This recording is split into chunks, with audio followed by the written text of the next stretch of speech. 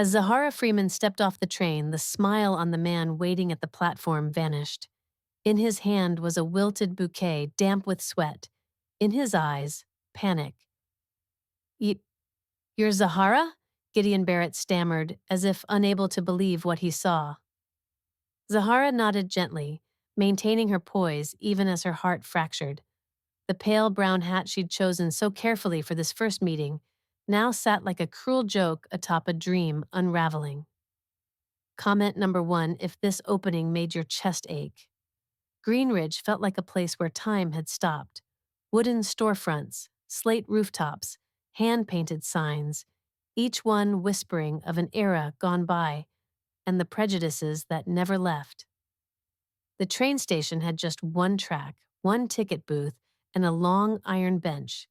It used to be a hub for agricultural trade. Now it marked the crossroads where Zahara's fate took a sudden turn.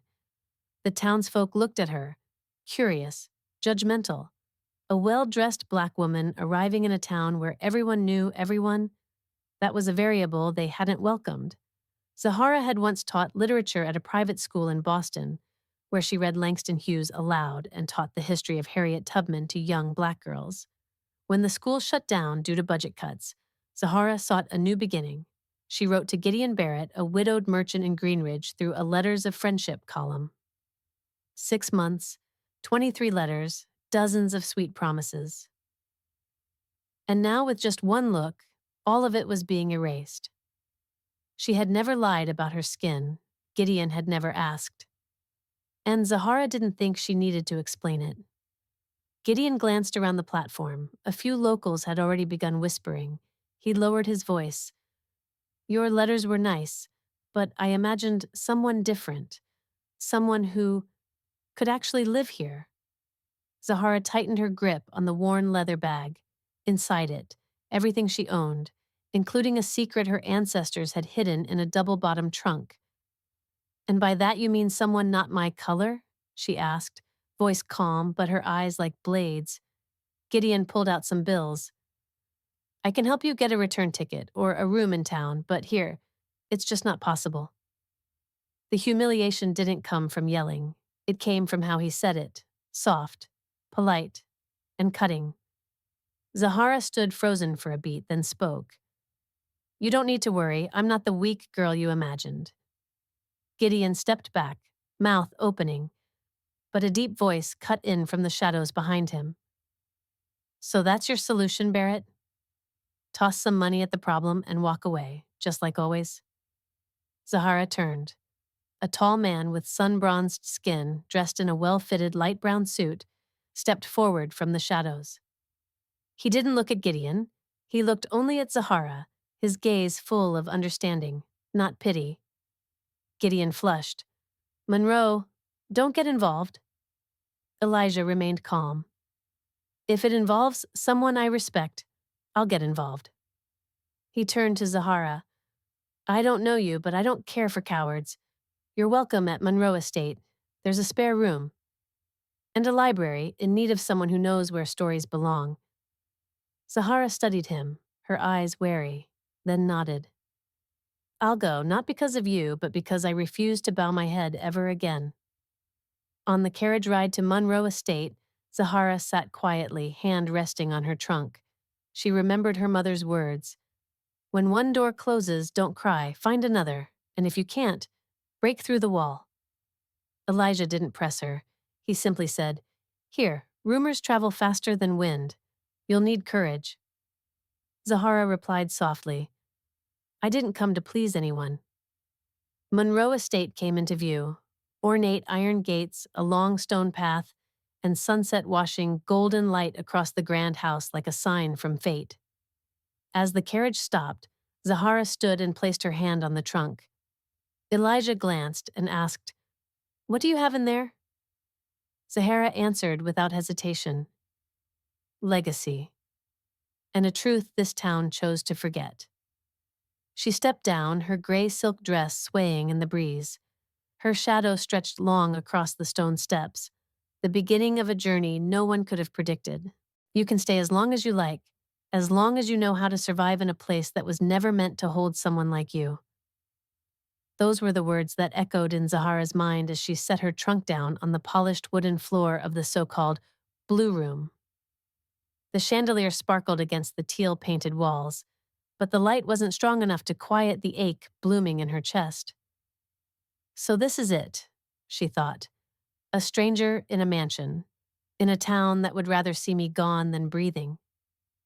Comment number 1 if that welcome felt more like a warning than hospitality.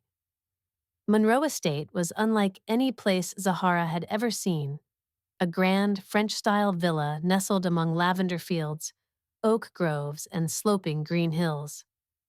Behind its elegant facade lay a history of inheritance, injustice, and carefully buried memories the wealthy here had sealed beneath mosaic tiles and porcelain smiles.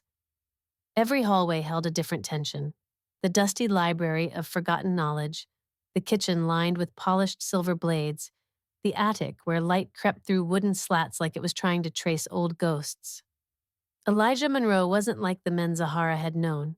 He didn't speak much, didn't explain himself, but every word carried weight, like a command dressed in civility. He was Greenridge's largest landowner, a millionaire farmer with calloused hands and an antique watch passed down from his grandfather. The town respected him, not out of love, but out of fear. What they didn't know was this. For 15 years, Elijah had upheld a quiet promise. He would never turn a blind eye to injustice, even if it meant standing alone. Zahara's presence shook Greenridge's underbelly. In just 3 days, 3 women had shown up at Monroe Estate under the guise of courtesy calls: the pastor's wife, the fabric shop owner, and the poetry club chairwoman. But they weren't there to welcome. They were there to snoop. During one afternoon tea, one of them muttered, "Something feels off in Elijah's house these days." Zahara didn't reply. She kept her eyes fixed on her teacup. Elijah simply said, "Off is a sign of change, and change, maybe, is exactly what Greenridge needs most." The air in the room thickened instantly. That night, Zahara entered the library. It was larger than the classroom she once taught in. High ceilings, floor-to-ceiling shelves, a rolling ladder stretching along the stacks. A handwritten note sat on the desk, left by the housekeeper Mavis. "Mr. Monroe said this library is yours. Do what you wish with it." Zahara wasn't here to organize books. She came to investigate. She remembered her grandfather whispering of a plot of land, once owned by the Freeman family, taken from them after World War I. And now, as her hand brushed across a dust-covered property ledger, her instincts stirred like thunder on the horizon. She flipped through the registry, only to find the pages from 1917 to 1920. Completely blank, not torn, not censored, just gone. "People only erase what they're scared someone might find," she murmured. That's when Elijah appeared in the library doorway. He saw the book in her hands and said quietly, "I looked for them once. They were gone before I got here." Zahara didn't ask why he never told her. She simply said, "I'll find them." Elijah nodded, then handed her a weathered envelope. "Start here. It's the only letter I've ever kept, from a man named Joseph Freeman." Zahara read the letter under an oil lamp. The ink was faded, the script slanted, but the voice was steady. It told the story of a black man forced off his land, for no other reason than daring to own it. The letter named a secretive group, the Community Preservation Council. Among its members was a name that made Zahara's pulse spike: Pierce. She folded the letter, eyes sharpening like a drawn blade. Seems history wasn't forgotten, it was buried alive. The next morning, Zahara walked into the dining room and greeted Mavis, taking her seat like a proper lad. But there was fire burning beneath her calm. Elijah glanced at her. "You've made your decision?" She answered, "I don't want revenge, but if they wrote their history in lies, then I will rewrite it in truth." Elijah gave a slow nod. "Then prepare yourself. The ones who hold power never let go of the past without a fight." Zahara smiled. "I don't need permission. I need proof." Zahara sat silently in the Monroe Library, a copy of the letter from Joseph Freeman, her ancestor, lying open before her. The handwriting wasn't just memory, it was the beginning of a reckoning. Outside the window, Greenridge remained peaceful, but inside, a storm was forming. And this one didn't roar with wind, it thundered with truth that had never been acknowledged. Comment number 1 if you're ready to unearth secrets buried for a century. Behind the main library, an old mahogany door led to the private archive, a space where uncatalogued documents lay tucked in wooden trunks and rusted safes. Only Mavis had the key, but last night, Elijah handed it to Zahara, wordless, just meeting her gaze. Inside, a paper world of the region's history, land deeds, harvest contracts, handwritten letters, promissory notes, 12 square meters of silence holding the memory of generations. One name repeated across the files. Harold Pierce, eldest son of the Pierce family, owner of the largest general store in town, and a sitting member of the city council. Harold was the kind of man who phoned the pastor before approving a budget and discreetly funded heritage associations that wore charity like a mask. He was also the man who rejected Zahara at the train station. What Zahara didn't know was that he had actively orchestrated the erasure of Joseph Freeman from the land records of Greenridge. Zahara quietly mailed a copy of the documents to the county clerk's office. 3 days later, something strange happened. The mail carrier was swapped. The envelope vanished. That same day, Elijah received an anonymous call. Tell your girl there are truths better left buried if she values peace. Zahara wasn't afraid, but Elijah understood. The people behind this weren't just powerful. They were practiced in making problems disappear.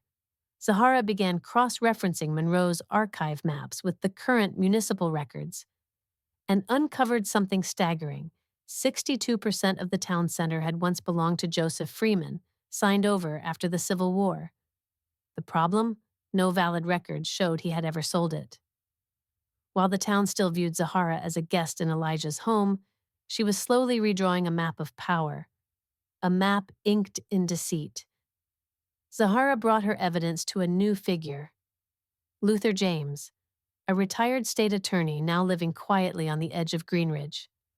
Luther examined the documents, then sighed. You realize going public with this will trigger a war? Zahara nodded. I'm not here to start a war. I'm here to reclaim a name. Luther paused, then finally said, I'll help you. But if you lose, don't expect this town to ever say good morning again. And this time, we won't be silent. 1 week later, Greenridge City Hall received a formal complaint, signed Zahara Freeman, legal heir of Joseph Freeman, and rightful claimant of his estate. Elijah stood beside her as she submitted the file. He said nothing. He just placed a steady hand on her shoulder. Words spread like wildfire. Harold Pierce was furious, but couldn't publicly protest because the documents had been filed through official legal channels. Zahara knew she had thrown the first stone into Greenridge's still, deceptive waters.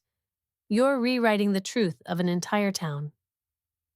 That evening, Zahara returned to the library. She didn't read. She dusted. She organized. She highlighted timeline entries in red ink. Elijah stepped in, watching quietly.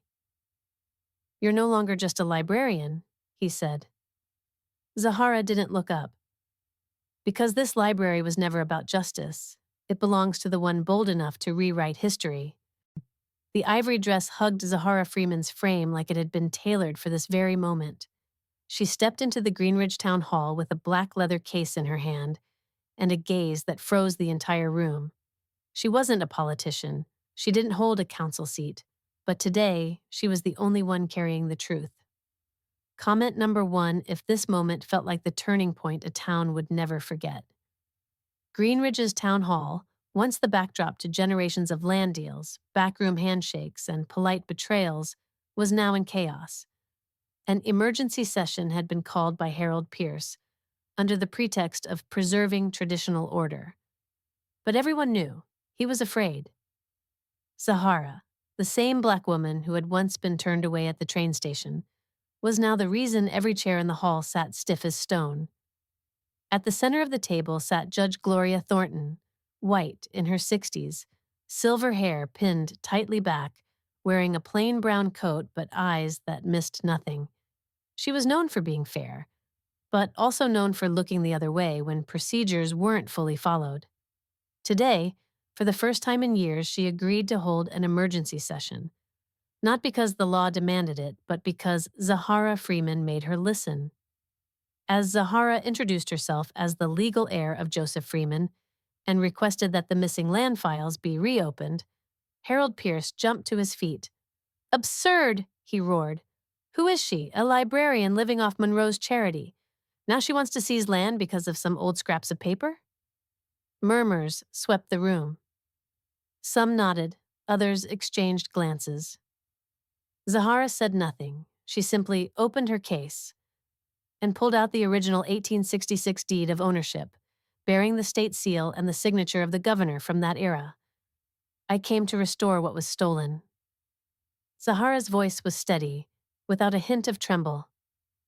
"My family is not here to build mansions.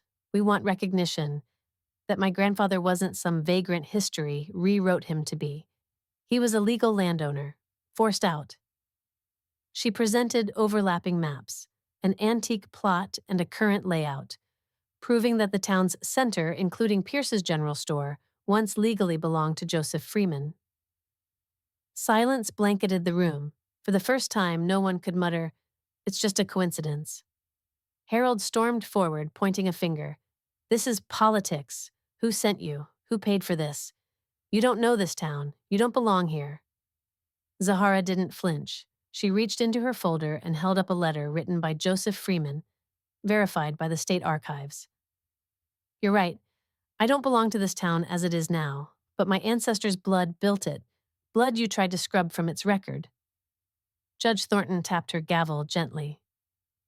"Order. This hearing will review the evidence in full. But we will correct the record." At the end of the session, Zahara presented a proposal. The formation of the Freeman Monroe Fund, an initiative for justice restoration through education, heritage preservation, and equitable land access. "No one will be evicted," she clarified, "but from today forward, no one should call themselves a founding family without acknowledging who they erased to claim that title." She wasn't asking for money. She was demanding acknowledgement. Some resisted, but many stayed silent because they knew for the first time they had no defense. It just waits for someone brave enough to say its name. That evening, Zahara stood outside Town Hall, where villagers still lingered, whispering. A young girl approached and handed her a folded note. Zahara opened it. "You're the reason my mom started telling me about my great-grandparents. Thank you." She slipped the note into her pocket, eyes lifting toward the town's monument, its engraved names all white since 1880. She knew the next chapter wouldn't be just her victory. It would be a correction for the entire town. Zahara stepped into the Greenridge Community Hall like a woman carrying not just a legacy, but a warning. She didn't come to be welcomed. She came to reset the rules. And this time, the one who once controlled the board was now seated on the opposite side. Comment number 1 if you feel this was the power shift the town never saw coming. Beige walls, dim fluorescent lights, the scent of watery coffee mixed with paper and old files. This was the room where community meetings took place, which often meant backdoor deals by the conservative elite. Today's agenda was different. A special session to review the social impact of expanding the Freeman Fund. The room was packed like never before, but the silence when Zahara entered said more than any greeting ever could. Dolores Craig, 62, CEO of Craig Holdings, owner of Greenridge's largest retail chain and the silent financier behind much of the town's council. She didn't speak often, but when she did, order followed. She'd been honored as the keeper of the town's identity. Today, she arrived early, white hair neatly tied back, thick files in hand, and eyes that scanned Zahara like she was assessing a new product entering an old marketplace. When Zahara presented her proposal to expand the Freeman Fund into a regional center for education and history, including land that had once been taken from Joseph Freeman. Dolores tapped her pen lightly. You're suggesting turning prime commercial property into a museum? She asked, raising an eyebrow. Zahara didn't blink. I'm suggesting we turn stolen ground into a place where the truth is finally told. Dolores gave a tight smile. This town doesn't endure the past. We choose to forget it. That's how we keep peace. Zahara didn't step back. She presented data, population maps, dropout rates in historically black areas, tax records exposing discriminatory zoning, and archival evidence from Monroe's records. A town isn't peaceful if most of its people have been erased from their own history, she concluded. Dolores closed her folder coldly. You speak well, but speeches don't win council votes. Zahara smiled calmly. I don't need votes, I have evidence, and the community is watching. Dolores stood. The room froze instinctively. This town doesn't need moral lectures, she announced. We built it from nothing, with our bare hands. Zahara walked forward, face to face. Bare hands, yes, but not all white hands are clean. The room rippled with murmurs. A few claps rang out in the back, from the young, the previously silent. Dolores exited without another word, but her eyes delivered a message clear as steel. You've declared war. After the meeting, Zahara returned to Monroe Library, now serving as the temporary HQ for the Freeman Fund. She received a handwritten letter from Judge Thornton. No one said it aloud in that room, but you made them think. I'll grant a provisional approval for your project. Zahara nodded, turning to the volunteers preparing the first round of classes. She knew the backlash would intensify. But from today forward, she was no longer standing alone. That evening, Zahara stood on the steps outside the library. Before her, dozens of students and parents, mostly black, lined up to register for the fund's first classes. Elijah stepped beside her, whispering, They came for you. Not the name Freeman, but because you made that name live again. Zahara looked out at the crowd, her voice steady. No one is born to be written out of the story. From now on, we hold the pen, a thin folder, a quiet pen stroke, and the entire power structure shook. No protest, no grand confrontation, just Zahara Freeman, alone in the archive room. And what she had just uncovered would change every future council meeting forever. Comment number 1: if you believe truth when timed right is the most dangerous weapon of all. It was an unusually quiet morning at Monroe Library, now the headquarters of the Freeman Fund. But deep in the basement, inside the private archive the Maxwell family had guarded for generations, Zahara was hunting for answers everyone assumed had been lost to time. Among yellowed documents and faded maps, she found a handwritten ledger, stamped and sealed in 1894. And on the first page was a name that made her freeze. Dolores M. Craig, ancestor of the woman who once looked at her like a stain. Camille Harrington, third-generation white judge from the Harrington family, was known for her frosty neutrality. In past hearings, she often dismissed emotional appeals as lacking procedure. But when Zahara submitted a formal request to re-examine the legal basis of the Craig Henderson land transfer from 1894, Camille had no choice but to open the records. She never expected that inside the courthouse she'd long ruled over, a truth her lineage had avoided for decades was preparing to roar. Zahara entered Camille's office with a copy of the ledger in hand. No emotion, no anger, just evidence. This is the internal transaction log of Craig Henderson, dated 1894, she said, turning to a line that read, Redistribution of Lot 61 from Freeman to commercial use. No deed of sale attached. Camille's brow furrowed, every word cut deeper into the legal foundation of Greenridge. Are you suggesting the current downtown was transferred illegally? Zahara replied, calm as steel. I'm not suggesting. Your ancestors wrote it themselves. The next day, Zahara filed a formal motion to reopen the land ownership case for downtown Greenridge. including the Craig Holdings HQ, the old bank, and the primary storage depot. She also sent copies to the regional press, state human rights commissions, and the Historical Restoration Board. By noon, social media erupted under the hashtag #sign Freeman Land Rights. Headlines read, "Who really owns Greenridge?"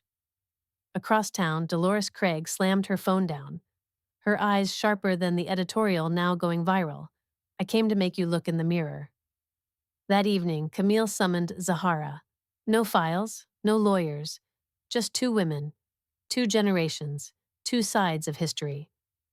"I used to think you were a symbol," Camille said. "Now I see you're the storm."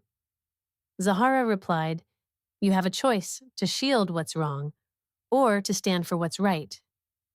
Camille slid an envelope across the desk. An official motion for judicial review, signed and validated by the State Department of Land Resources. "I've signed it. Now the town will have to face what's coming." The next morning, Dolores Craig appeared before the town council, not as the Iron Woman of Greenridge, but as someone struggling to keep her mask intact. Zahara stood beside Camille, behind them, journalists, community leaders, everyday citizens. Camille spoke first. After 127 years, the Freeman land file has been reinstated. A public hearing will take place in 14 days. Applause rippled through the room. For the first time, the law stood with a history once denied. But we can stop it from being used as an excuse for injustice. That night, Zahara returned to the Maxwell Library. She sat alone beneath the wooden awning, the warm light from inside casting a soft glow on her thoughtful face. Elijah approached, handing her a cup of hot tea. "We're winning, aren't we?" She didn't answer right away. Then she nodded, slowly. "We're reminding this town that the very thing they tried to forget is the one thing that refuses to stay buried." She looked up at the Greenridge sky, where history was no longer written in a single voice. One chapter left, one final reckoning, to end what was stolen, and to begin what no one could silence again. On the day of the public hearing, the entire town of Greenridge seemed to pause. The courtroom was packed. Reporters, residents, even those who once turned their backs on Zahara showed up. She walked in, not as a victim, not as a plaintiff filled with rage, but as a woman knocking on history's door with bare hands and forcing an entire system to answer. Comment number 1 if you believe real recognition comes from standing in truth. No permission needed. The town hall, built in the 1800s, featured vaulted ceilings and murals of the so-called first settlers. But today, in the front row, sat a woman they once tried to erase from that very picture, Zahara Freeman. Beside her, a civil rights attorney and a representative from the State Archive Office. Across from her, Dolores Craig, fingers interlocked, her gaze colder than a northern winter. She didn't come to lose, but she no longer got to decide how this would end. Malcolm Reese, Greenridge's white mayor, was known for his neutrality, but deep down, he knew. Silence was complicity. With cameras rolling, he looked at Zahara, then at Dolores. The speech he had written was now tucked away in his pocket. He understood. History didn't need explaining. It needed to be confronted. Zahara stood. Her voice wasn't loud, but it rang to every corner of the room. "I am Zahara Freeman, the legal descendant of Joseph Freeman, whose land was taken through undocumented action, without law and without conscience." Some bowed their heads. Dolores clenched her purse strap. "We're not here for revenge. We're here to state clearly. Silence is not consent. It's a wound. And today, we're asking to begin healing. Not just to keep your seat." Zahara's attorney presented the full case: historical deeds, overlay maps, and verified certifications from 3 state-level legal bodies. Dolores objected weakly. "All of this is circumstantial." But then Judge Camille, once hesitant, nodded. "The evidence is valid. The process is lawful. The council is obligated to re-examine legal land use for lots 61 through 83. The courtroom stirred. Dolores showed her first signs of trembling. No one declared her guilty, but reputation, no longer offered protection. After the hearing, in a private room, Dolores faced Zahara without cameras. "You could have taken the whole block," she said. "I know that.